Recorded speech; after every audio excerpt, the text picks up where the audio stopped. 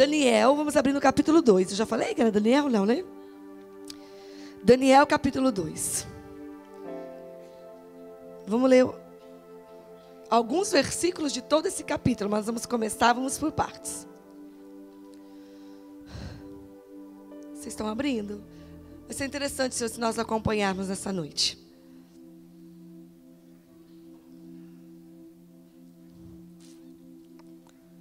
A partir do versículo 1.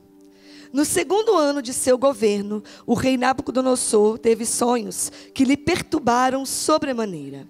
Seu espírito ficou tão aflito que já não podia mais conciliar o sono. Então o rei mandou chamar seus magos, adivinhos, encantadores, feiticeiros, místicos e astrólogos, para que lhe dissessem qual o significado daqueles pesadelos. Vieram apressadamente e se apresentaram diante do rei. E o rei lhes contou: eis que tive um sonho e estou muito aflito para saber o que sonhei. Qual o significado ou a mensagem desse pesadelo? Então os caldeus e astrólogos passaram a falar em aramaico e lhe garantiram: ó rei, vive para sempre. Conta, pois, o sonho que tiveste aos teus servos e nós o interpretaremos para ti. Então o rei afirmou aos seus conselheiros e astrólogos: esta é a minha decisão. Se não me contardes o sonho que tive e sua correta interpretação, mandarei que sejais partido em pedaços, e as vossas casas se tornarão um monte de entulho queimado. Entretanto, se me revelardes o sonho e seu significado, recebereis de mim a melhor das recompensas, muitos presentes e grande honra. Sendo assim, agora, dizei-me claramente tudo quanto sonhei e sua correta interpretação. Mas os conselheiros titubearam e tornaram a pedir ao rei: ó majestade, conte o rei o sonho a teus servos e te revelaremos o que ele quer dizer. O rei, contudo, lhes declarou: já percebi que, na verdade, quereis ganhar tempo, porquanto temeis o que decretei fazer-vos. Agora, se não me contardes o que sonhei, recebereis a mesma sentença, pois preparastes palavras fraudulentas, mentirosas e malignas, para dizer na minha presença, na esperança de que o tempo se encarregue de acalmar a situação. Tá bom até aí, é o suficiente para a gente começar. Esse é o maior trecho que nós vamos ler no decorrer da palavra. E deixa eu só explicar rapidamente todos esses versículos que nós lemos aqui. O rei da Babilônia, Nabucodonosor, teve sonhos, pesadelos, que tiraram o sono dele. E ele ficou extremamente intrigado e preocupado. E ele queria saber a interpretação, porque ele não teve entendimento, discernimento do que ele havia sonhado. Então ele mandou chamar os astrólogos, os videntes, os sábios, enfim. E falou assim: eu quero a interpretação do sonho. Mas com medo de ser manipulado, com medo de mentirem, né? Porque possivelmente eles poderiam enganar com a interpretação, porque ele falou assim: se não interpretarem, eu mando matar todo mundo. Então, ele falou assim: para que vocês não me enganem, eu quero o seguinte: eu não vou contar o sonho. Vocês vão me dizer o que eu sonhei e depois vocês vão me dar a interpretação do sonho. Olha que fácil, né? Olha a missão que ele deu. Eu quero a interpretação do meu sonho, mas nem o sonho eu vou contar. Para que eu creia que vocês realmente vão interpretar corretamente o sonho, vocês vão ter que me contar. Vocês vão ter que ter um entendimento aí, a visão, a revelação. Vocês vão buscar aí os seus deuses, mas vocês vão ter que me dizer o que eu sonhei. E aí os caras se desesperaram, né? Os sábios, os astrólogos e todos eles que se juntaram aí, porque eles mesmos disseram: é impossível, né? Por mais sábio que sejamos, nunca, eles têm um trecho que eles dizem à frente, eles fazem assim: rei, nunca nenhum rei em toda a sua majestade na terra pediu uma coisa dessa. E nunca teria um homem sobre a terra, por mais sábio que fosse, que pudesse fazer isso. E eles vão clamando ao rei, fala assim: rei, conta o sonho, a gente interpreta. E o rei fala assim: porcaria de sábios, coisa nenhuma vocês. Porque se vocês realmente fossem sábios, videntes, astrólogos, vocês acessariam. Vocês teriam a revelação do que eu sonhei. E eu vou mandar matar todo mundo. Todos os sábios. E assim se fez. Não chegou a matar, mas ele decretou que todos os sábios fossem mortos. E nesse contexto, quando eu estava estudando Daniel 2, quando o apóstolo me chamou para ministrar ontem na ceia, na madrugada de sexta-feira o Espírito Santo falou comigo. Muito forte a princípio, começando aqui. Quando eles começam ali a pedir para o rei, implorar, rei, por favor, nos dê um tempo, rei, por favor, nos conte o sonho, rei, por favor, e o rei fala assim, vocês estão querendo ganhar tempo, vocês não estão sabendo de nada, vocês não têm revelação, vocês não têm essa interpretação, vocês estão fazendo esses clamores, esses pedidos a mim, porque vocês só querem ganhar tempo. E isso me chamou a atenção, porque na semana passada, agora na semana que se passou, o Espírito Santo me falava sobre um espírito de procrastinação. Então, quando eu li esse versículo, na hora o Espírito Santo começou a falar comigo. Porque isso estava forte no meu espírito. O espírito de procrastinação. Para quem não sabe, procrastinar é enrolar para depois, deixar para depois. Empurrar com a barriga. Se eu posso fazer uma coisa amanhã, eu não faço hoje, eu faço amanhã. E se ainda eu posso enrolar mais um pouquinho, eu adio para depois da manhã. E isso é um demônio, né? O espírito da procrastinação. E a Bíblia tem um versículo que fala da procrastinação como um pecado. Se está a minha mão fazer hoje, resolver hoje, ter uma atitude hoje, trabalhar hoje, eu que faça hoje. Procrastinar, empurrar, deixar para depois o que pode ser feito agora, é um pecado.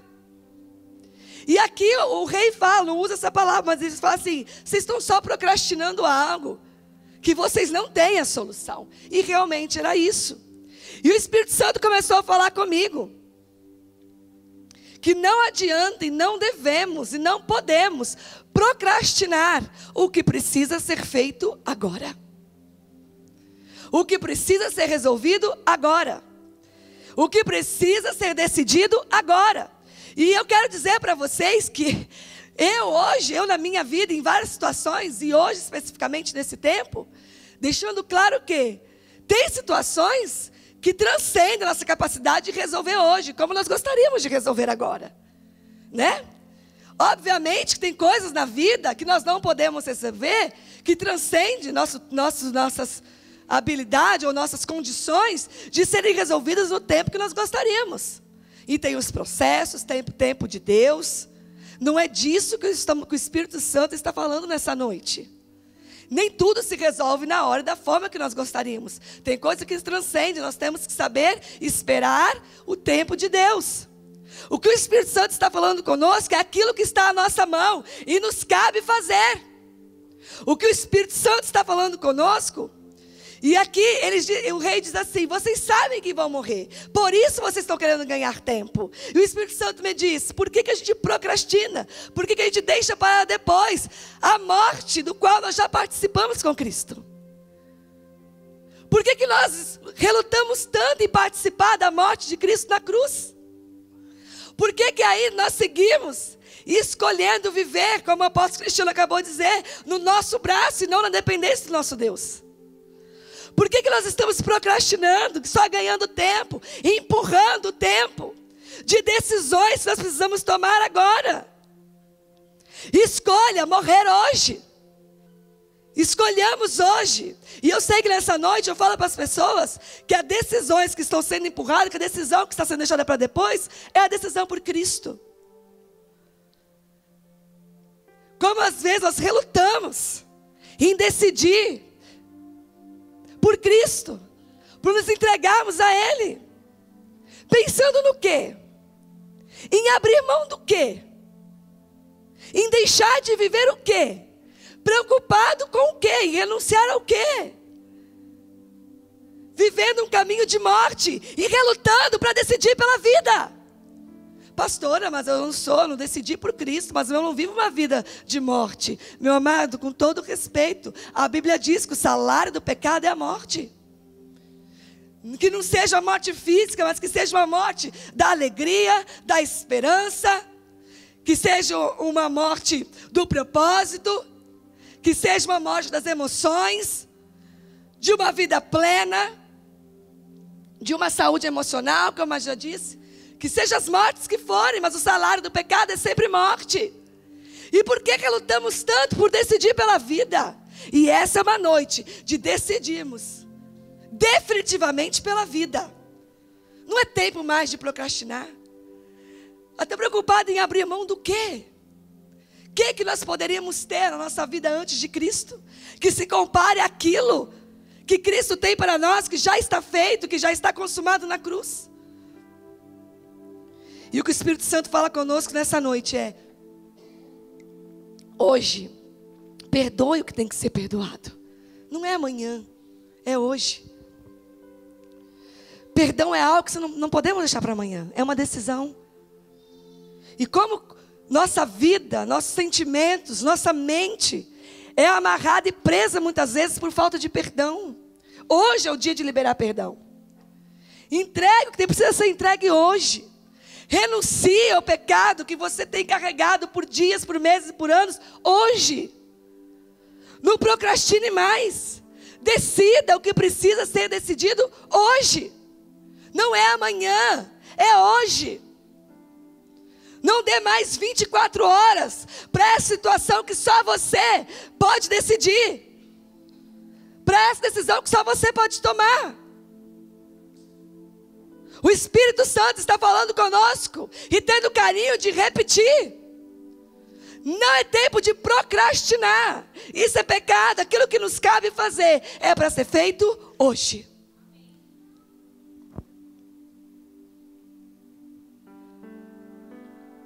E o rei falou assim, né? Em vez de falar logo a verdade, com outras palavras, vocês ficam me enrolando. Porque vocês estão achando, ele falou uma frase assim: na esperança de que o tempo se encarregue de acalmar a situação. E a gente deixa coisas que precisam ser tratadas, que precisam ser resolvidas, quietas, na esperança de que o tempo acalme a situação. E tem situações que nós não temos que estar na esperança de que o tempo acalme. Tem situações que nós temos que intervir. Tem situações que nós temos que ter atitude. E tem situações que custam ter atitude. Tem situações que custa intervir. É muito mais cômodo não mexer naquilo. Pastora, mas se eu for mexer na situação que o Espírito Santo está me trazendo aqui, que está quietinha, é igual atirar pedra em casa de marimbondo. Na roça a gente falava assim: você atira uma pedra na casa de marimbondo, o marimbondo vem tudo em cima de você. Né? Você vem contra você mesmo. E eu dizia onde o Espírito Santo me trazia, de experiência mesmo de vida. Situações difíceis de ser mexidas. A pior parte, a mais difícil, é o pré. É quando a gente fica imaginando como vai ser, o que vão falar, se for uma pessoa que você tem que conversar, como que ela vai reagir, o que vão pensar de mim, como que vai ser a consequência disso. Tudo isso que a gente fica ali imaginando, a imaginação que antecede a atitude, ela é muito pior do que a atitude. Ela é muito mais difícil. Porque quando nós decidimos agir, intervir, ter atitudes em direção àquilo que Deus quer que façamos, Ele sempre intervém. As coisas, na maioria das vezes, saem muito diferente do que a nossa imaginação pôde desenhar. O quadro que a gente pintou diante do nosso cérebro, na nossa mente. Quando a gente vai diante da situação, não foi assim, porque houve uma intervenção divina. Nós temos que crer e confiar numa intervenção divina. Às vezes, de cara, os marimbondos podem realmente sair da casinha. Mas mesmo que custe, não podemos deixar para amanhã o que precisa ser resolvido hoje. Tenho convicção que nós temos pessoas embaralhadas, amarradas em situações que precisam ser resolvidas, esclarecidas, tratadas.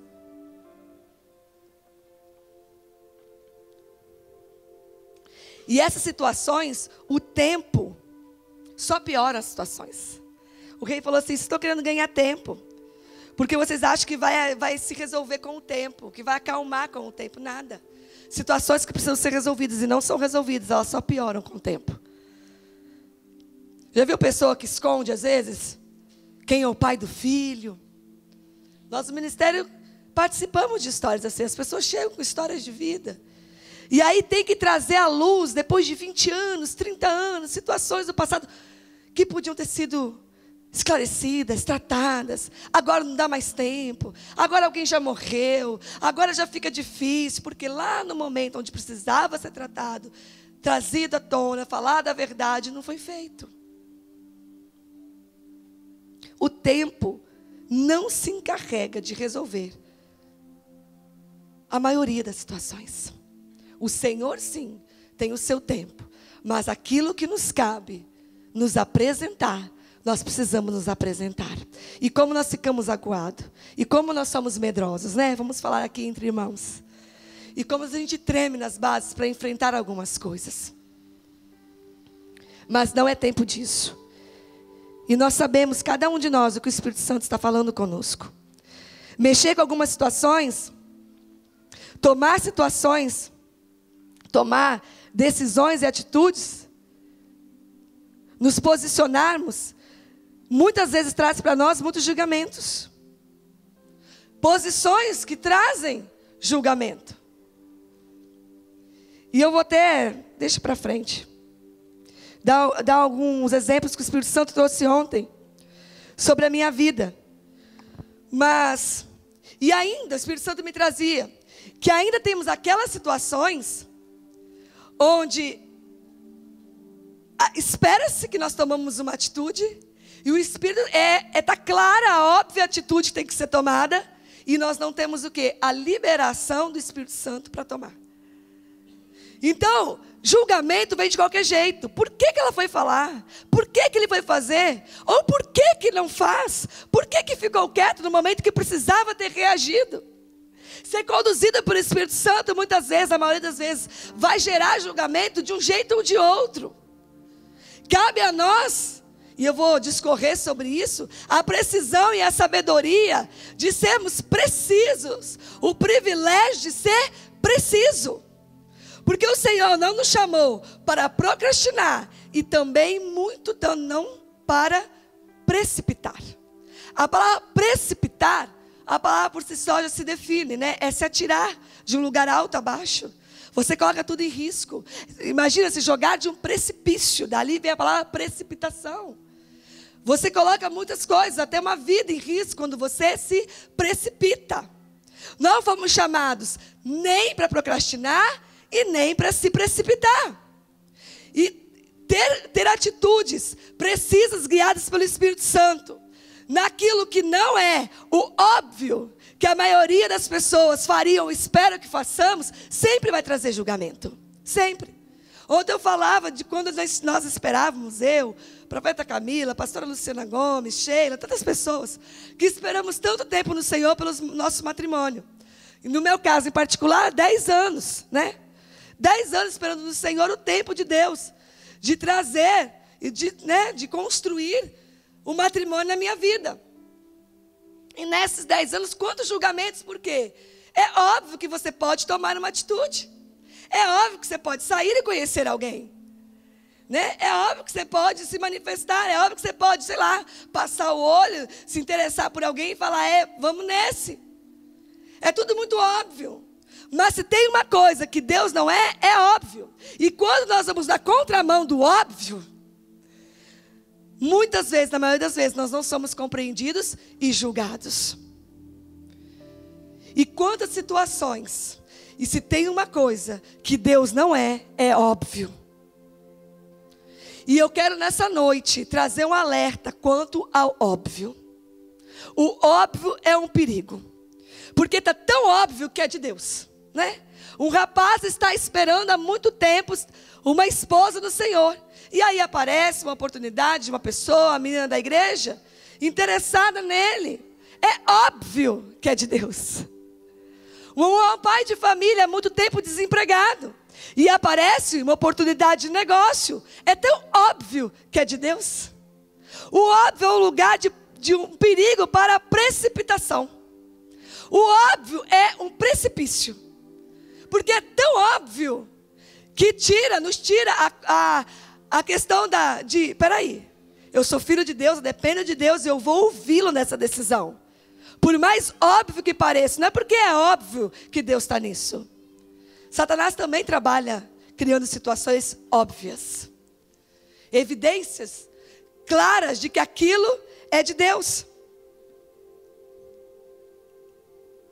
Há um tempo atrás, fazendo um momento de oferta, eu li um versículo, que eu quero ler novamente nessa noite, porque é preciso para este momento, para essa palavra.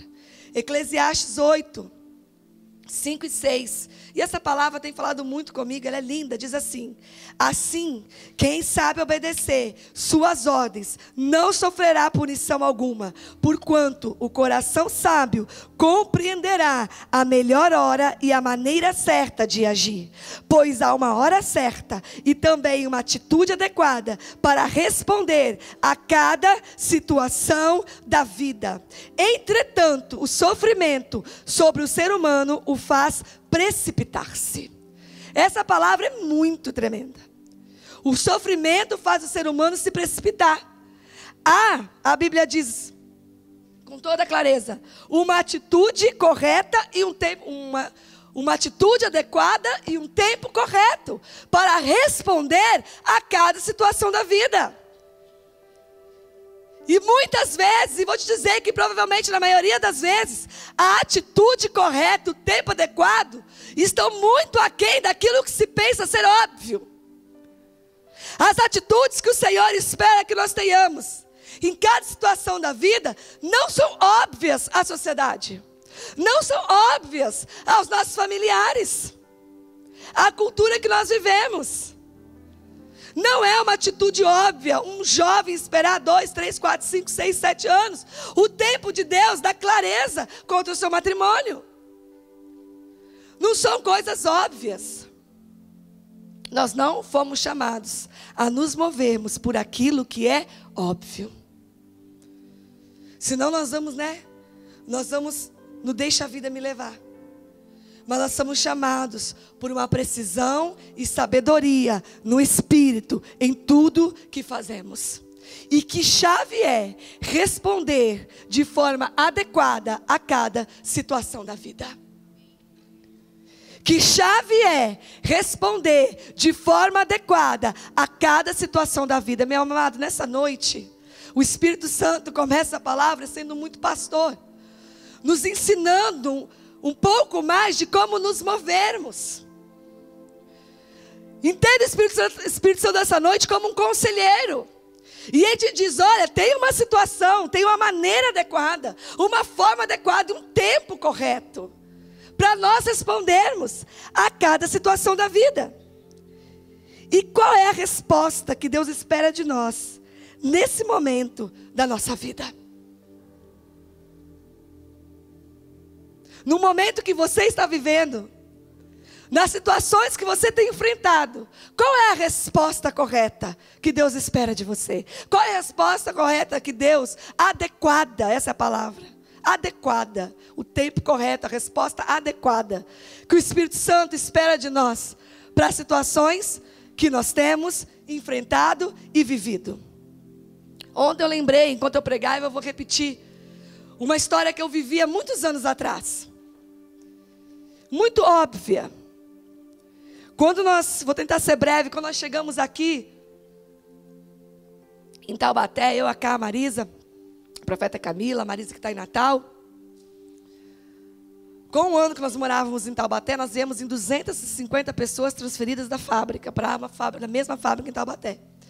E quando nós chegamos aqui, há 14 anos atrás, então éramos mais moças, mais jovens, com um ano que nós morávamos aqui, a fábrica fechou. E aí, o que fizeram as 247 pessoas? Voltaram aos seus lugares de origem, né? A maioria do Espírito Santo, algumas do Paraná. E nesse período, porque nós ficamos até o final, né? A Camila ainda ficou mais um tempo, mas eu fiquei com ela até os últimos dias. Ela era recursos humanos, eu era financeiro. Então, sabe aquela história de fechar a porta, passar o cadeado e botar o cachorro? Fomos nós. Ficamos até o fim. Então, nessa que nós estávamos ali, praticamente só nós, pouquíssimas pessoas na empresa, nesse período, já oficialmente desempregadas, um dia, uma pessoa do Espírito Santo, que foi a pessoa que me evangelizou, que tinha sido minha ex-patroa, a mulher cristã, temente ao Senhor, muito próspera, o seu marido nos seus caminhos financeiramente, muito abençoados, me ligou e falou assim, Zê, sabendo de tudo que estava acontecendo, falou assim, Zê, né, você agora, né, a fábrica fechou, ela achando que automaticamente eu iria voltar, ela falou o seguinte, eu recebi nessa semana uma oportunidade de comprar, né, todas as lojas da Cacau Show no Espírito Santo. E ela já era franqueada exclusiva da Lilica Tigo no Espírito Santo. E ela tinha uma filha pequena e tinha um marido empresário no ramo de indústria também. Ela falou, eu não tenho como ir nisso sozinha. E eu falei com Deus, ela me disse assim por telefone. Eu falei com Deus, Deus, só tem uma pessoa que se vier comigo, eu vou entender que é o Senhor nesse negócio. É a Zê. E ela falou assim para mim, eu vou entrar com dinheiro e você com o trabalho. Nós vamos ser sócia meio a meio. E ela falou assim, eu falei com Deus, Zê, que se você me disser sim, eu vou nesse negócio. E se você me disser não, eu não vou nesse negócio. E eu tenho até segunda-feira para responder a pessoa. E isso era quinta-feira. E eu falei assim, eu vou orar. E aí ora, né? Chama, cai, começa. E vira a noite acordada de quinta para sexta, de sexta para sábado. E fica orando, e ora, e ora, e ora. Até que no domingo eu tinha que responder na segunda. Deus não tinha falado nada. E eu vim domingo de manhã para a igreja. E estava tendo um curso de teologia que nós fazíamos na igreja. E eu esqueci minha Bíblia em casa. E eu cheguei na igreja e falei assim, bispo, né, 14 anos atrás, 13 anos atrás, bispo L. Esqueci minha Bíblia, empresta uma Bíblia. E ele pegou uma Bíblia, sei lá de quem, e me emprestou uma Bíblia. E eu estava tão focada nisso, que o professor estava ministrando a aula, eu não estava com a cabeça nesse assunto. E sabe quando você vai prestando, olhando o professor, mas vai passando assim as páginas, e para lá e para cá, até que eu abri assim e fiquei olhando a contracapa da Bíblia. E estava escrita à mão nessa Bíblia. E estava escrita a seguinte frase: toda decisão requer uma renúncia. Quando eu li essa frase, o Espírito Santo me tomou naquele momento. E aí o Espírito Santo falou assim: toda decisão requer uma renúncia. Essa é a minha resposta para você. Eu não vou dizer sim nem não, decida. Só que toda decisão requer uma renúncia. Se você decidir para o Espírito Santo, você está decidindo por um caminho de prosperidade financeira rápido. E eu vou te abençoar. Mas nesse momento da história, eu já sabia que eu não estava em Taubaté por trabalho. Eu já sabia que Deus tinha nos trazido para o sonho de Deus, para a visão dessa casa. Enfim, eu já entendia que aqui era o lugar que Deus queria que eu o servisse. E no Espírito Santo não tinha essa mesma vida, essa mesma facilidade por questões familiares, enfim. Nós já sabíamos que Taubaté para nós não era trabalho, não era dinheiro, era propósito. E estava ligado a essa casa. E aí Deus me falou então, agora se você ficar, você está decidindo pela sua vida ministerial. Quando falou isso, nem imaginava de pastora, que eu era chamada ao ministério. Mas estava decidindo pela vida, né, daquilo que ele tinha de propósito. De alguma maneira, ele me disse naquele momento, 13 anos atrás, eu não tinha o entendimento que eu tenho hoje. Que eu entendi que se eu ficasse, eu estava escolhendo pela vida ministerial, de serviço, de igreja. E se eu fosse, estava decidindo por uma prosperidade financeira mais rápida. Mas ele me disse o seguinte: pode escolher, eu te abençoo nas duas. Só que toda decisão requer uma renúncia. Né? Com outras palavras, né, ele disse o seguinte, né, você chega num restaurante, o garçom te fala assim, Guaraná ou Coca-Cola? Se você falar Guaraná, você está renunciando à Coca. Foi isso que ele me disse. É uma coisa ou outra. E na hora eu fechei aquela Bíblia. E ali mesmo eu já falei com Deus. Né? Eu estou falando de 13 anos atrás, quase 14. Não tinha um relacionamento, né? Você foi falar com o apóstolo L, né? E a paternidade. Era um outro tempo, né? Tinha já falado com o apóstolo L, eu conhecia, mas 13 anos atrás não era esse relacionamento de pais e filho que tem hoje, essa liberdade, essa intimidade. Enfim, fechei a minha Bíblia. E eu lembro que depois eu até contei para ele, depois que eu já tinha tido essa experiência. E ali eu falei na hora, falei, Deus, está decidido. Eu não tenho coragem, não tenho cara diante do Senhor para falar, ok, vou lá ganhar dinheiro e ser abençoada. E daí na segunda-feira eu a respondi que não iria. E ela realmente não fez o negócio, até hoje. Mas não era óbvio? Você imagina, desempregada, solteira, 3 moços em Taubaté, fábrica fechada. Conhecíamos pouquíssimas pessoas na igreja, contávamos nos dedos dos nossos amigos naquela época. Não era óbvio. Aí toca o telefone, é a pessoa que me evangelizou, que me levou para Cristo. E investiu na minha vida por 3 anos. Minha ex-patroa, já tinha trabalhado com eles. Aceitei Jesus num culto, dentro da fábrica dessa pessoa, numa segunda-feira. Era óbvio que era de Deus. Era óbvio que era uma solução divina. A fábrica fechou, o telefone tocou. Minha melhor amiga, a pessoa que me evangelizou, volta que nós vamos agora prosperar juntas. Era extremamente óbvio. Só que não. Ontem até brinquei, óbvio que não era. Mas não era a boa, perfeita e agradável vontade de Deus para a minha vida. Não tinha pecado naquela decisão. Não tinha pecado naquela decisão. E Deus disse que me abençoaria se eu fosse. Mas não era o sendo a vontade de Deus para a minha vida. Eu não seria quem eu sou hoje se eu tivesse tomado essa decisão. Eu não viveria o que eu vivo hoje se eu tivesse tomado aquela decisão. Não era isso que Deus tinha para a minha vida, por mais que Ele me abençoaria. Eu hoje, muito diferente numa situação de vida financeira, mas com uma plena convicção que vivo meus dias no centro da vontade do Senhor. Plena convicção. E que nada rouba a certeza de que vive o propósito do Senhor, independente do que as circunstâncias mostram. Não há um resquício de nunca no meu coração de que eu estou exatamente aonde Deus gostaria que eu estivesse, que eu faça exatamente o que Deus quer que eu faça. Mas era tão óbvio aquilo.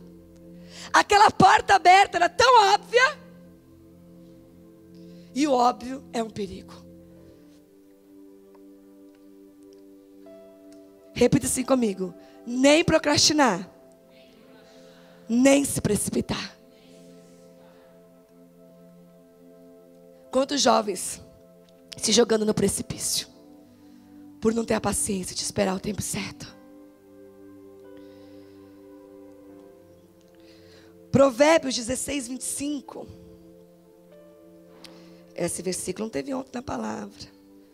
A pastora Luciana acrescentou: há caminhos que parecem certos ao ser humano, contudo, no final, conduzem à morte. Olha que lindo. Há caminhos que parecem certos ao ser humano, contudo, no final, conduzem à morte. Tem caminhos que parecem tão óbvios para o ser humano, mas conduzem à morte. E nós não estamos falando só de caminhos de pecado, não. Eu falo com toda a convicção do mundo que eu não viveria o propósito de Deus em plenitude e de forma integral para a minha vida se eu tivesse tomado aquela decisão, por mais abençoada que ela pudesse ser. E esse versículo que nós lemos em Eclesiastes diz: o desespero ou o sofrimento nos leva o ser humano a se precipitar. Diante das opções, ou até mesmo de falta de opções, qual a resposta Deus espera de nós? Como responder? Como responder adequadamente? A Bíblia diz que tem uma resposta adequada para cada situação da vida. E como responder de maneira adequada, então, a cada situação da vida? Como responder à espera? Como responder aos dias maus? Como responder às calúnias? Como responder às ofensas, às críticas? E como responder à pressão? Como responder às dificuldades no casamento? Qual a maneira adequada de se responder a um tempo que os filhos viram adolescentes e falam coisas, se interessam por coisas que nós, como pais, jamais imaginaríamos que os nossos filhos fossem querer viver, ou falar, ou se interessar? Como responder ao cansaço, à tristeza, a uma mente cheia de seta? Como responder a cada situação da vida? Qual é a resposta adequada? Como Jesus respondeu a todas as situações a qual ele foi questionado e qual ele enfrentou? Jesus foi extremamente preciso em responder às situações. Como Jesus respondeu aos religiosos? Como Jesus respondeu ao povo quando o povo estava com fome? Como Jesus respondeu às necessidades das pessoas, aos necessitados, aos enfermos? Como Jesus respondeu quando ele estava conversando com a prostituta e questionaram a ele? E ele ouvindo ali, discernindo ali, que estavam todos julgando, ele olha e fala assim: ah, quem não tiver pecado, que atire a primeira pedra. Como Jesus respondeu quando aquela adoradora estava ali lavando os seus pés, enxugando com seus cabelos, e eles pensando: nossa, se ele soubesse quem era, e ele fala assim: ah, meus amigos, estou aqui, cheguei na sua casa, nem um beijo você me deu, e essa mulher está aqui se derramando nos meus pés. Como Jesus respondeu, como Jesus respondia a cada enfrentamento e a cada questionamento, a qual ele passou, qual ele enfrentou. Qual a resposta adequada? Qual a resposta adequada que nós temos dado ao que Deus tem feito na nossa vida? Deus tem feito muitas coisas na minha vida. Em paralelo com algumas coisas ainda não estão terminadas. Algumas coisas ainda estão a resolver. E que geram alguns transtornos, algumas dificuldades, algumas situações a enfrentar no nosso dia a dia. Como responder a isso? Se nós colocamos uma lente numa parte da vida, nós respondemos ao Senhor com murmuração. Nós respondemos ao Senhor com medo. E nós até questionamos a Deus. Respondemos com perguntas. Como assim, Deus? Qual a resposta adequada que nós damos, que eu posso dar ao meu Deus, que eu devo dar ao meu Deus, na situação que eu vivo hoje? Como responder ao meu Deus com murmuração por qualquer dificuldade que eu tenha enfrentado? Se eu sei de onde Ele me tirou, se eu sei quem eu era, eu sei por onde meus pés caminhavam, eu sei o que meu coração desejava e os enganos da minha mente. Eu sei a conturbação que era, eu sei a confusão que eram os meus sentimentos. Eu sei a visão distorcida que eu tinha da vida. Eu sei a cultura errada que eu estava inserida. Eu sei as decisões erradas que eu tomava. Eu sei que eu estava fardada à morte eterna. E o meu Senhor me chamou. E o meu Senhor me salvou. E Ele me libertou, me curou, me sarou, me chamou, me ungiu, me levantou, me capacita, me amou. Como posso eu responder ao meu Senhor com murmuração, com questionamentos às situações da vida? Não tenho cara diante de Deus. Não tenho coragem diante de Deus para ir diante dEle com questionamentos ou murmuração. Eu sei quem eu era, eu sei quem eu sou. Eu sei de onde Ele me tirou e eu sei aonde eu estou. Uma posição nele que eu falo nessa noite. E isso é um balizador suficiente para respondê-lo a toda e qualquer situação com o melhor da minha adoração, do meu amor, do meu serviço, da minha entrega, independente de qualquer situação. Independente de qualquer circunstância adversa. Isso é o suficiente para o resto da minha vida, por todos os meus dias, eu respondê-lo com amor, eu respondê-lo com entrega, eu respondê-lo com renúncias, eu respondê-lo com adoração. Nós não temos outra resposta para dar.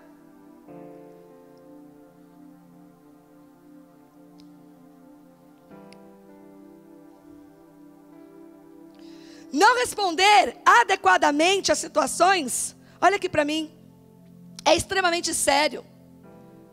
E você vai se enxergar no que eu vou falar aqui. Muitos de nós já vivemos, já vimos. Como pessoas, como nós mesmos, muitas vezes, criamos problemas que não existem, porque não respondemos adequadamente uma situação. Como nós aumentamos problemas existentes, porque não respondemos adequadamente uma situação. Às vezes, me vem um exemplo assim. Chega uma situação assim, ó. Ouvi dizer na empresa, no trabalho, um colega de trabalho, ouvi dizer que vão te mandar embora. E você ouve aquilo que por enquanto é só uma fofoca. E você já vai o quê? No seu chefe, nervoso. E você está querendo me mandar embora. E você, como assim? Você não me fala nada. Ei, não estou pensando em nada. E aí você criou um problema, um mal-estar, um dissabor que não existia. E agora tem. Não existia um problema, agora existe.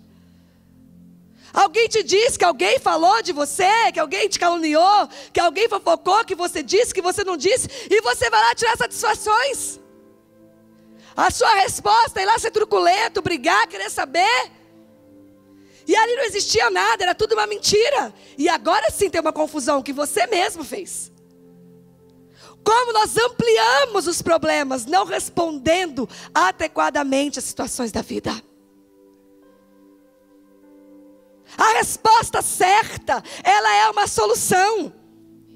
A resposta certa minimiza as situações, ou pelo menos traz para o tamanho certo. E a resposta inadequada põe uma lupa em tudo. Quantos problemas nós vivemos, nós enfrentamos, que nós mesmos nos colocamos, porque não demos a resposta adequada àquela situação. E porque eu não respondi adequadamente àquela situação, agora eu criei um problema para a minha vida, que não era daquele tamanho todo, mas agora é. Porque a minha movimentação naquela situação foi inadequada. E ali agora eu tenho, então, uma situação de dificuldade. Amém? Faz sentido? Faz muito sentido, não faz? O Espírito Santo está nos aconselhando nessa noite. E Ele vai nos dizer por quê até o final. Hoje Ele está sendo um maravilhoso conselheiro. E Ele está nos dizendo, tem uma resposta adequada para tudo. Pastora, mas eu não sei me mover adequadamente. Eu sou um tolo.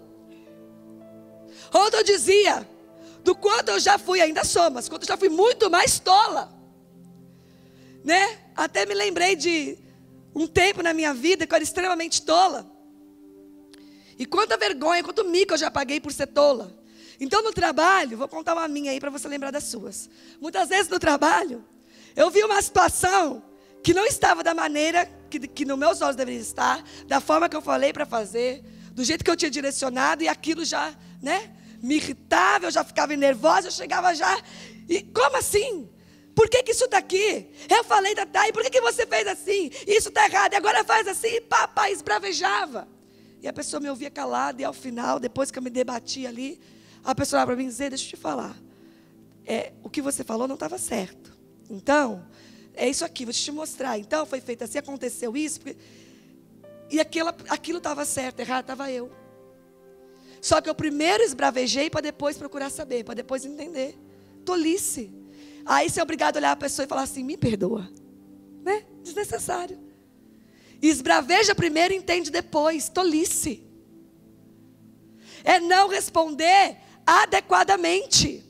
Quantos pais esbravejam primeiro e ouvem o filho depois?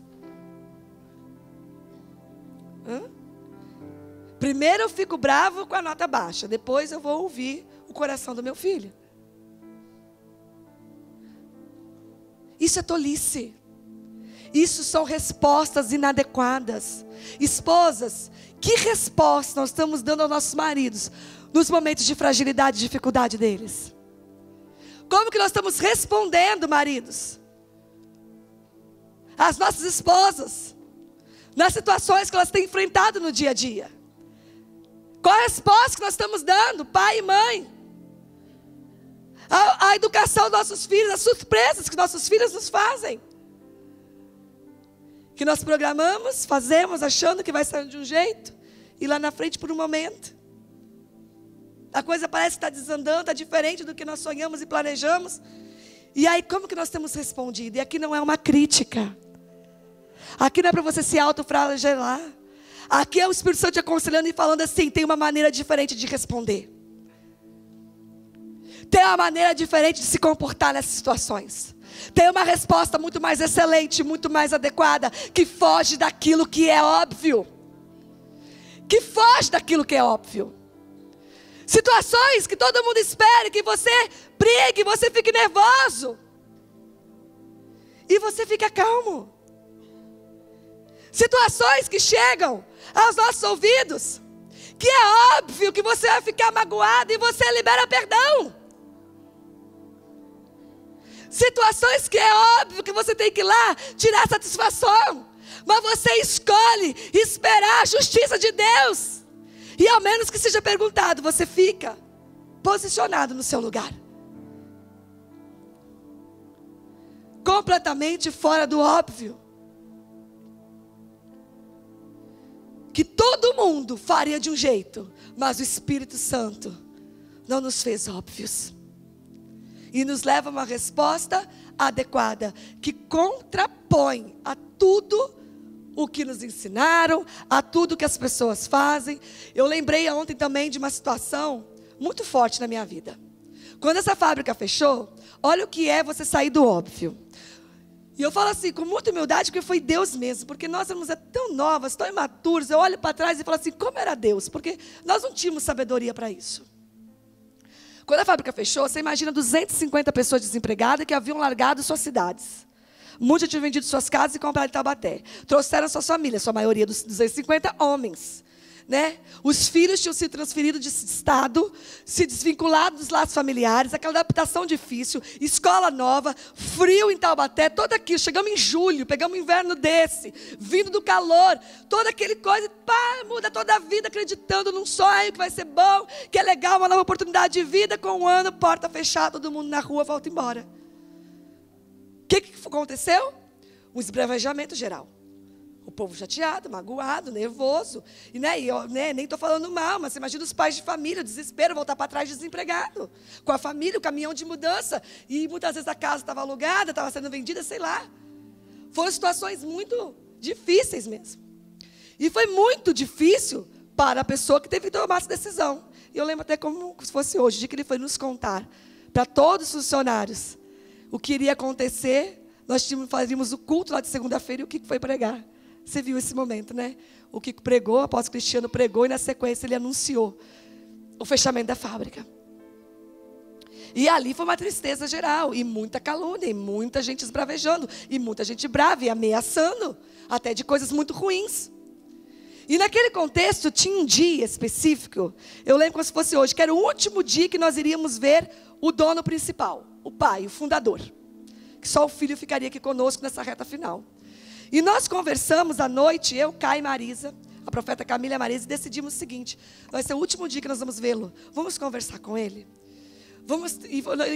Eu não lembro mais os detalhes, nós combinamos assim: vamos agradecer a ele, vamos honrá-lo, vamos ter uma postura diferente.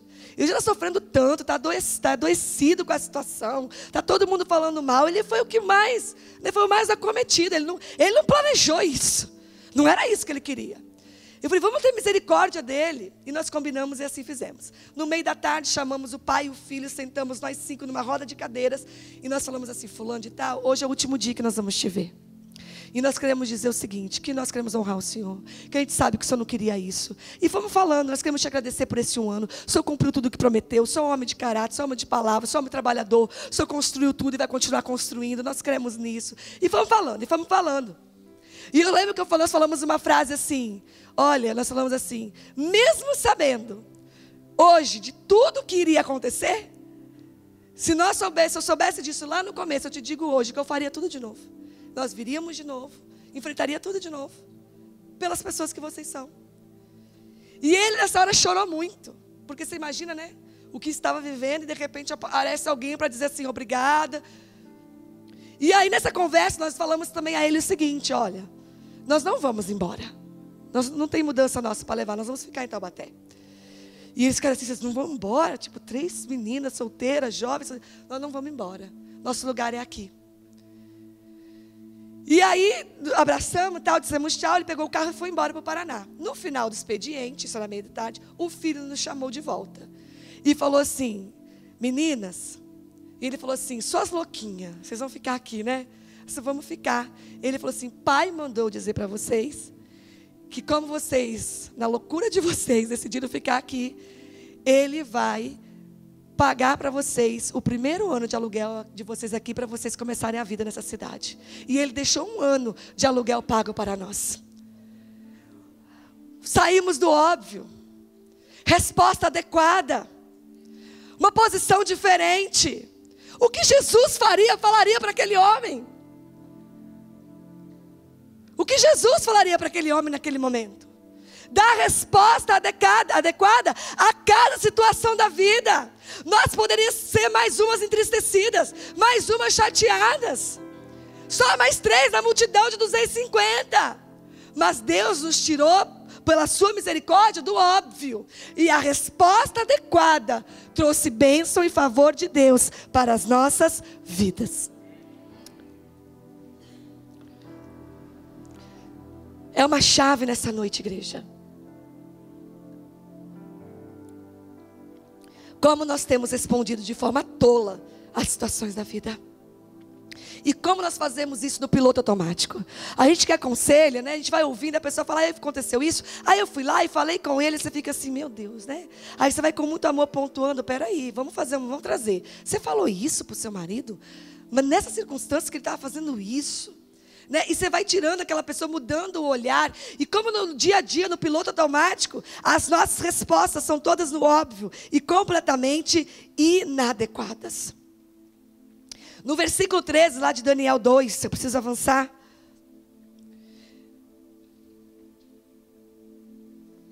Lembrando que nós estamos lá nos magos, nos sábios, com decreto de morte. Acontece que no versículo 3 diz assim: e assim foi proclamado um decreto real, para que fossem mortos todos os sábios. E por isso, Daniel e seus amigos foram procurados pelos encarregados do rei, para que também fossem executados. Requer sabedoria ter a resposta adequada. Requer de nós sermos sábios, para respondermos adequadamente a cada situação da vida. Sairmos de um lugar de tolice. E a palavra diz aqui que o mensageiro do rei foi atrás de Daniel, Sadraque, Mesaque e Abednego. Para quê? Para matá-los. Porque todos os sábios iriam ser mortos. Inclusive eles. E quando eu li esse versículo, o Espírito Santo me falou: sábio por sábio, eles iriam morrer junto com os outros. Porque a sabedoria humana não nos difere de ninguém. A sabedoria humana não nos distingue de ninguém. Sábio por sábio, se eles fossem simplesmente sábios, Sadraque, Mesaque e Abednego iriam ser mortos nessa leva. Todos os sábios seriam exterminados. Inclusive o mensageiro do rei foi lá pegar os 3 para matar. Sábio por sábio, eles iriam morrer.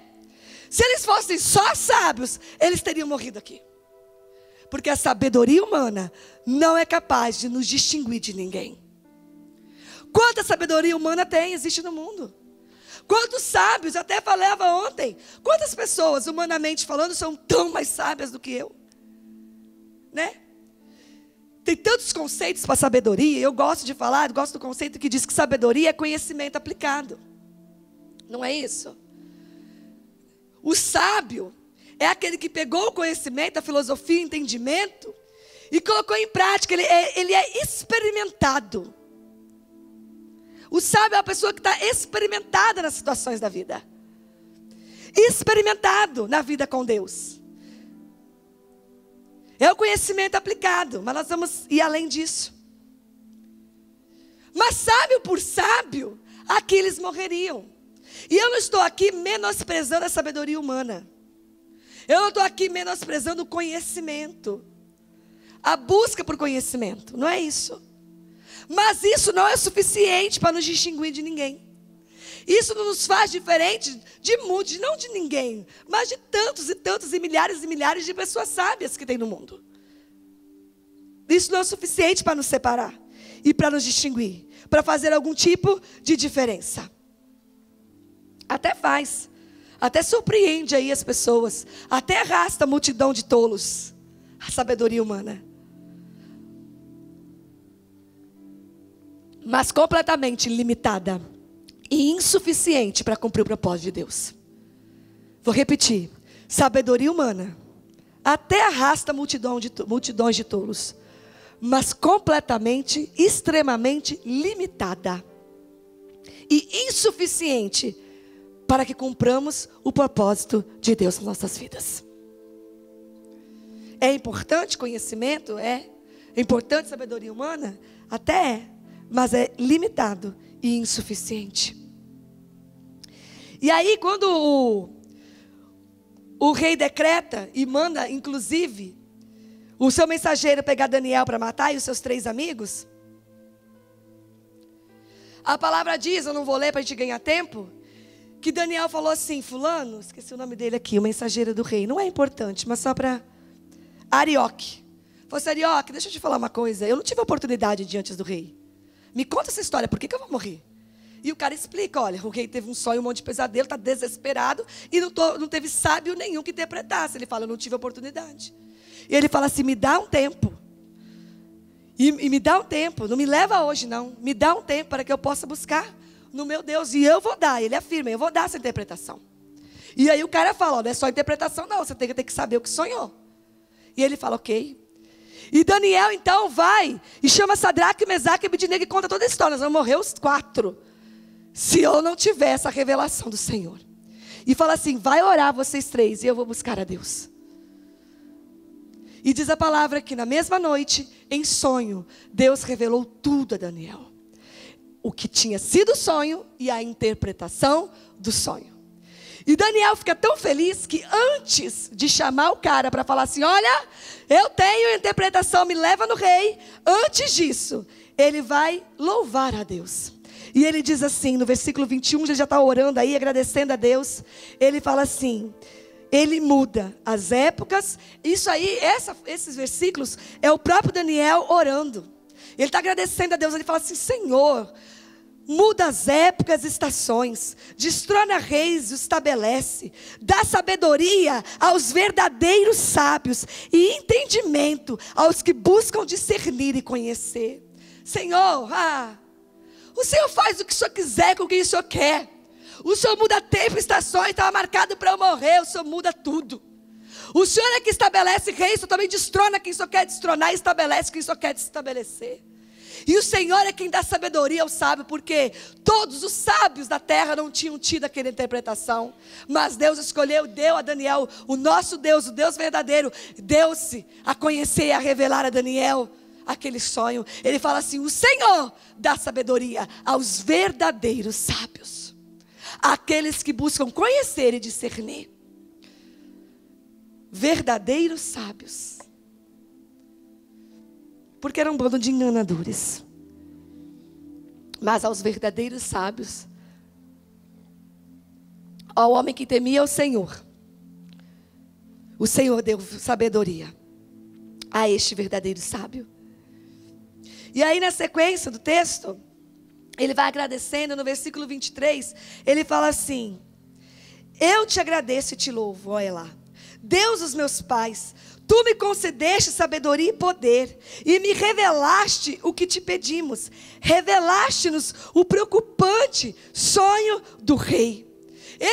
Eu penso que que Deus me falasse, eu ia acordar, abrir meu olho depois do sonho, e ia vazar para contar isso para o rei. E ele ali primeiro faz uma oração longa, louvando e agradecendo a Deus em toda a paciência. E aí ele diz assim, Senhor, tu se revelou e eu tive a interpretação do sonho. A revelação do Senhor em nós nos faz sábios. A revelação do Senhor em nós é a verdadeira sabedoria. O derramamento de sabedoria ao sábio Daniel foi a revelação que Deus o deu. A revelação de Cristo em nós nos faz sábio. Você tem uma fonte de sabedoria e é Cristo. E Ele escolheu habitar em nós, se tornou um conosco. A revelação dele em nós é a nossa fonte de sabedoria. A revelação de quem Ele é, dos teus pensamentos, do seu coração, da tua mente, é a nossa única fonte da verdadeira sabedoria. Essa revelação nos leva e pode nos levar a ser mais sábios.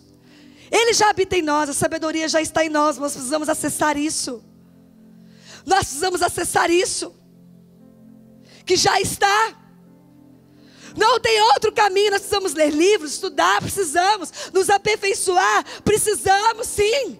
Não aqui, não estou diminuindo isso. Mas sabedoria de Deus, sabedoria divina, é a revelação do Cristo vivo habitando em nós. Essa é a nossa única fonte de sabedoria de Deus em nós. E é nessa que nós confiamos.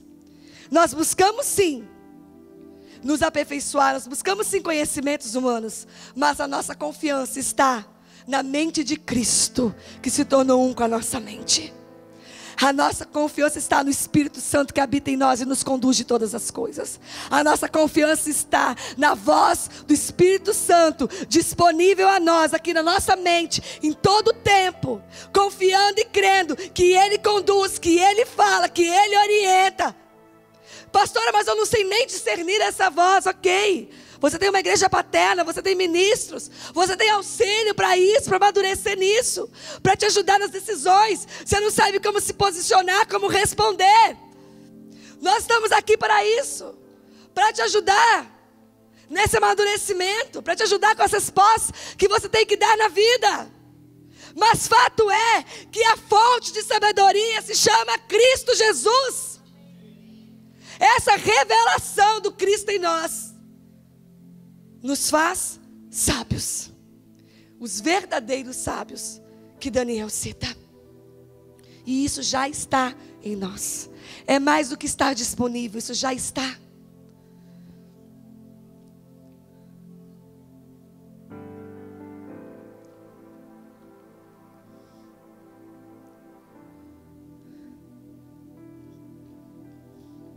É muito diferente.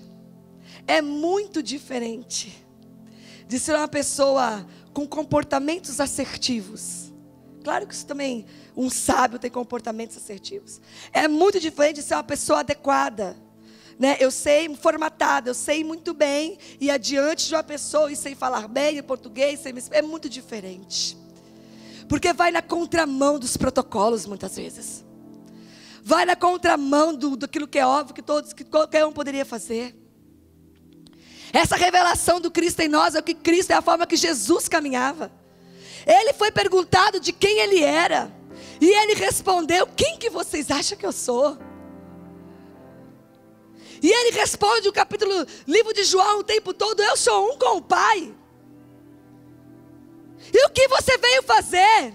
E ele responde: vim fazer a vontade do Pai que me enviou. E eles perguntam: o que esse homem diz? E ele responde: as palavras que eu falo não são minhas, mas são do Pai que me enviou. O que ele faz? Para tudo ele glorificava e declarava: não é nada meu. O que eu faço, o que eu falo, como eu me movo, quem eu sou um com o Pai. Eu me movo no poder do Pai, e eu falo as palavras do Pai, e as minhas atitudes em cumprir a vontade e o propósito do Pai. Não se trata do homem Jesus que vocês estão vendo. Se trata do meu Pai, que é um comigo, e que me chamou. As palavras são dele, o propósito é dele, o que eu vim cumprir é dele. Isso é ser sábio. Ninguém, em momento nenhum, conseguiu pegar Jesus num erro, numa incoerência. Jesus não caiu numa pegadinha, numa pergunta. Jesus não vacilou um questionamento. Jesus nenhuma afronta. Jesus foi tentar 3 vezes no deserto e respondeu com a palavra do Pai que o enviou, que não era dele. A sabedoria do homem Jesus estava em que não se consistia dele, mas naquele que o havia enviado. Não se tratava dele, mas se tratava do propósito do Pai sobre ele. Não se tratava do que ele pensava, mas se tratava que o Pai, ele falava daquilo que o Pai pensava. E o tempo todo ele manifestava isso. O tempo todo ele manifestava. Meu amado, diante de quem? Eu vou falar de mim, e você pensa em você. Mas eu sei que eu poderia falar no plural. Diante de quem eu era, de onde eu estava, diante daquilo que Jesus já fez e já está consumado, diante da toda a sabedoria que está nele, diante daquilo que ele já escolheu fazer por nós e já fez e já se consumou, diante do seu amor derramado na cruz, diante daquilo que já está acessível e liberado a nós e já está em nós, mais do que liberado a nós, já está em nós. Nós não temos outra coisa, outra forma a responder a cada situação da vida que não seja com fé, esperança e amor. Como poderia eu não responder ao meu Deus com fé, esperança e amor? Como poderia eu não responder aos meus irmãos com fé, esperança e amor? Como temos respondido a cada situação? Como temos respondido à necessidade das pessoas que estão à nossa volta? Como temos respondido à dor do outro? Como Jesus respondia ao enfermo, ao faminto, ao necessitado, ao endemoniado? Nós não temos outra resposta para dar que não seja pautada em fé, esperança e amor. Repita assim comigo: eu não tenho outra resposta que não seja pautada em fé, esperança e amor. Fé, esperança e amor. Nós não temos outros balizadores das nossas respostas. Se caluniou é perdão, se julgou é perdão, porque é amor, porque perdoado nós fomos primeiro, porque amado nós somos primeiro. Se está difícil é fé, é esperança. Se está doente é fé. Ele cura, Ele salva, Ele livra. Ele é o Senhor dos tempos. Ele muda as estações. Ele destrói, Ele estabelece. Ele fecha, Ele abre. Ele abate, Ele erga. Ele abate, Ele levanta. Ele diz e assim é. E nada pode mudar o que Ele diz.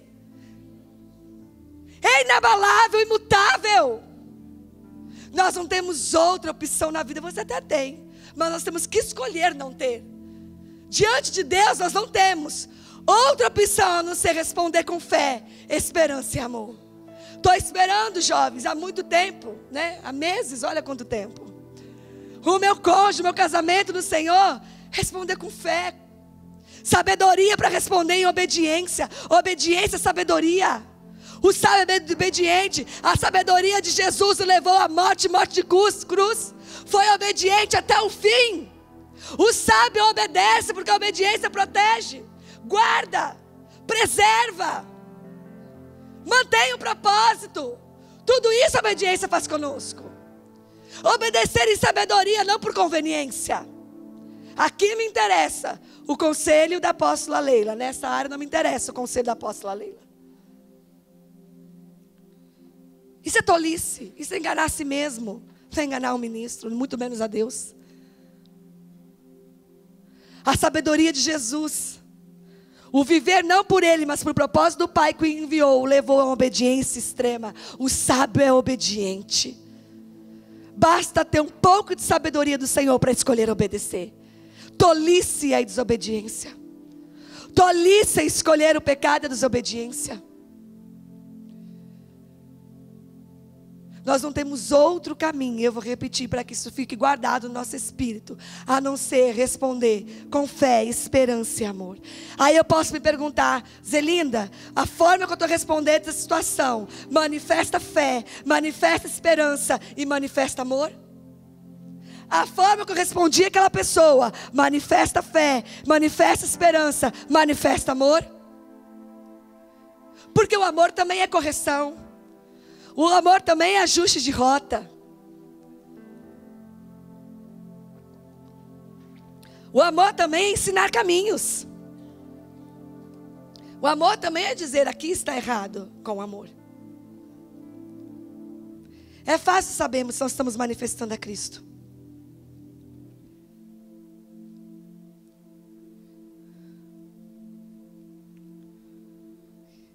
Senhor, Tu me tornas sábio quando se revela a mim. Foi isso que Daniel falou. O Senhor se revelou para mim. E isso derramou sabedoria ao verdadeiro sábio. Feche seus olhos. E eu sinto da parte do Espírito Santo. Fala assim: Senhor, o Senhor me torna sábio quando se revela a mim. E é uma noite, e nós não estamos encerrando, mas é uma noite caminhando para o fim. É uma noite que o Espírito Santo, eu não vou dizer, né? Ontem eu falei, depois a gente fica pensando, né? Agora no novo pacto a gente vai ajustando a linguagem, não que esteja errado, mas de um derramamento de sabedoria. Na verdade ela já está em nós. É uma forma talvez de explicar, mas fica melhor uma ativação. Me ajuda. Que o Senhor quer derramar sabedoria sobre nós. Na verdade, ela já está em nós. Mas o Senhor quer revelar, ativar a sabedoria dele em nós. Não uma sabedoria humana. Nós resistimos. O apóstolo está falando, a sabedoria que ele nos deu. E outra dizia, coisa tremenda conviver com sábios, não é? Coisa tremenda conviver com sábios. Eu desfruto da vida de sábios. Ontem eu citei o apóstolo L. Coisa tremenda você trazer situações do qual você tinha convicção do que você ia fazer, e você leva para quem tem a sabedoria de Deus e muda completamente aquilo que você tinha certo. Era óbvio que aquela resposta, e veio uma resposta completamente diferente da parte de Deus. Porque é uma sabedoria divina em analisar as situações. E o Senhor quer derramar, o Senhor quer ativar, revelar a sua sabedoria em nós. Ele já é um conosco. E a sabedoria dele para ser impartida, para ser revelada. O Senhor não nos chamou para sermos um com ele, não nos fez um com eles para nos manter em tolice. O Senhor está nos elevando um patamar, e eu vou dizer por quê, de sabedoria. E isso não combina com soberba. Duas coisas que não combinam: sabedoria e soberba, para gerar arrogância. Mas sabedoria com humildade é poderoso. Sabedoria e humildade, sim, aí sim é poderoso. Nós fazemos parte de um único reino inabalável. Nós fazemos parte do único reino eterno que não pode ser inabalado. E o Senhor está nos posicionando nesse reino. Nós vamos ler isso. O Senhor está nos posicionando nesse reino. E para isso, Ele não vai nos levar tolos. Porque eu até ontem lembrava quantas tolices eu fiz por às vezes estar. Vê se alguém aqui se identifica. Em posições de responsabilidade que às vezes não tinha a sabedoria e o conhecimento necessário. Eu tive cargos e posições de responsabilidade muito nova na minha vida. E quão tolo eu fui nessas posições. E como eu errei. Né? E isso é normal da vida. Não estou aqui falando, me entristecendo por isso. Né? Quantas posições, por imaturidade. Quantas posições e posturas tolas nós já temos. Estávamos em posições que às vezes não tínhamos maturidade e sabedoria para estar ali. E erramos. E aprendemos com os erros. Não é para a gente ficar mal por isso. Mas o Senhor está nos posicionando, e Ele não nos levará como tolos. E a sabedoria é uma ferramenta para isso. O Senhor está nos empoderando com sabedoria. Um empoderamento da parte do Senhor. E isso passa por um coração humilde. Eu quero antes, eu até me antecipei, ler um versículo, porque o Senhor deu uma palavra ontem profética nossa. Lá no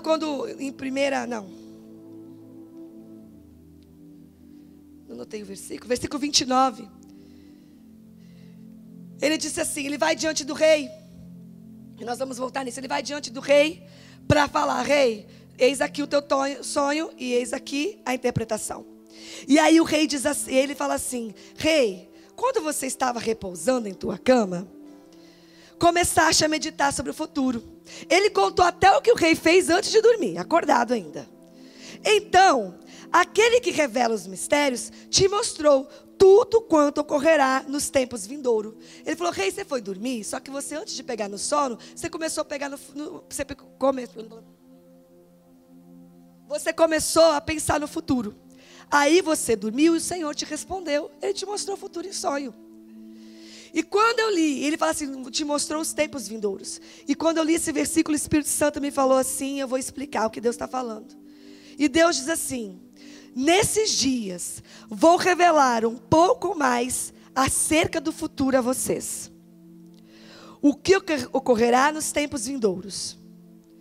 Tereis um pouco mais de clareza quanto aos próximos passos. Quando Deus me disse, se você quiser anotar, eu vou repetir. Isso é uma palavra da parte do Senhor para nós. Vou revelar um pouco mais acerca do futuro a vocês. tereis um pouco mais de clareza quanto aos próximos passos. O que Deus está falando aqui? E é claro para mim, Deus não falou comigo que vai nos revelar o futuro daqui 10 anos, as promessas. Vocês vão ter uma escola, uma universidade, um hospital. Não é isso. Deus está falando o seguinte: nesses dias eu vou dar os próximos passos. Entende? Não é o todo. Não é aquilo que você já sabe que Deus vai fazer. Não é daqui 10 anos. Deus está falando assim: pode perguntar e eu vou responder os seus próximos passos. Como que eu me movo agora? Ano de trazer existência, milhões de sonhos, milhões de promessas, milhões de ideias, milhões de coisas. E eu não estou parado e não sei como começar. O Espírito Santo está falando: eu vou dar os próximos passos. É isso que Deus está falando nessa palavra para nós essa noite. Pode perguntar o próximo passo, porque Ele vai dar. Como eu dou o próximo passo? Tá bom, eu sei que Deus vai me levar nisso. Qual é o meu próximo passo? E Deus disse a mim: podem perguntar, eu vou responder. Porque muitas vezes, não é o tempo ainda. Às vezes a gente sabe de algo, mas não é o tempo de se mover. Mas o Senhor está falando: podem perguntar, eu vou responder os próximos passos. Tem alguém precisando de resposta do próximo passo? Tem alguém aí com caminhos e confusos, como que faz, onde não vai? Então Deus está falando: eu vou te dar os próximos passos. Você pode dizer amém?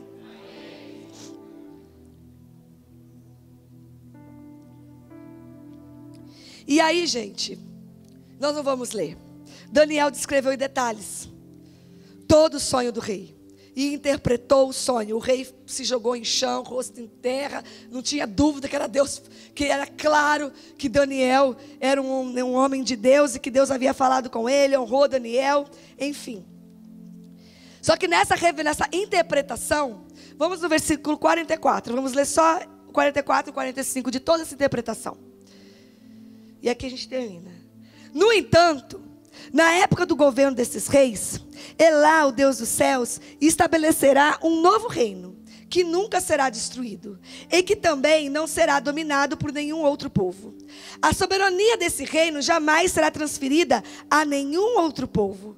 Todavia, esse novo reino destruirá e exterminará todos esses outros reinos, e subsistirá para todo o sempre. 1:44. No sonho do rei, ele tinha visto uma estátua com cabeça de ouro, com ferro, com a parte de prata, uma parte de bronze, com barro e tantas coisas. E aí a interpretação, o Daniel falou assim: a cabeça de ouro é você, é Babilônia. E estou te dizendo, vai cair. É você, Nabucodonosor, cabeça de ouro. E o segundo é prata, representa o Império Medo-Persa. Não diz aqui, mas a história diz. E ele fala assim: vai cair. E o terceiro, que é bronze, representa o terceiro reino depois de você. E diz a história que foi Alexandre Grande na Grécia. E ele fala assim: vai cair. Não parece, mas vai cair. Ouro, prata e bronze. Babilônia, Medo-Persa, Grécia. Um mais forte, um mais fraco, mas todos vão cair. O quarto é ferro. Vai cair também, vai ser grande, estruturado. É Roma. Não parece, mas vai cair. E depois ele fala assim, o quinto, ele fala: o pé, metade dos dedos são de ferro e metade são de barro. Isso fala de um reino metade forte, mas que também tem muitas fragilidades. E representa todos os reinos daí em diante. E aí ele vai contando isso para o rei. Até que ele fala assim, mas vai chegar o versículo 44 que eu li. Mas vai chegar um dia que o Deus dos céus, o meu Deus, estabelecerá um novo reino que nunca será destruído. E que também não será dominado por nenhum outro povo.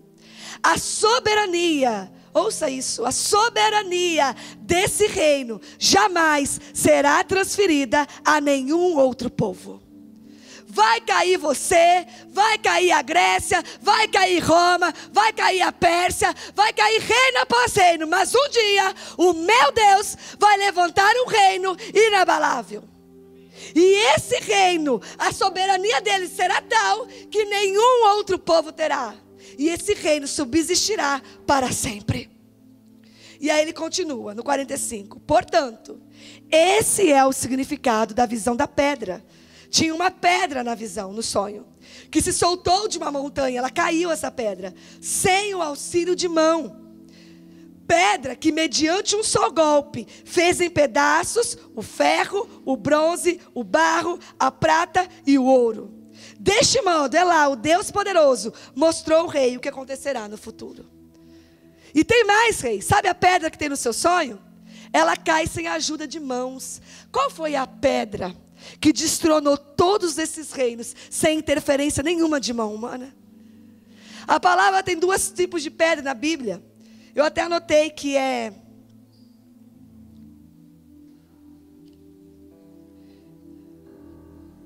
Nem é tão importante, mas anotei. Está aqui.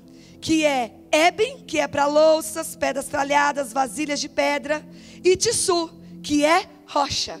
E a palavra pedra que Daniel diz aqui é Tissur, é rocha.